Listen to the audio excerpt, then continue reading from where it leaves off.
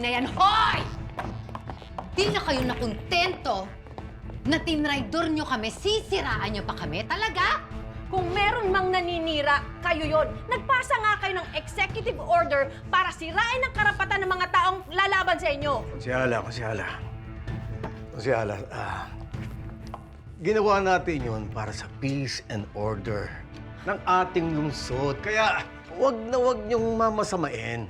Alam naman namin na gagamitin yung batas para sirain ang mga karapatan ng tao. Hoy! Hindi kami ganun, no? Kung gustong kumuda ng mga tao, edi kumuda sila. Hindi namin sila papakialaman. Kayo nga, umalis kayo, di ba? Pinigilan ba namin kayo?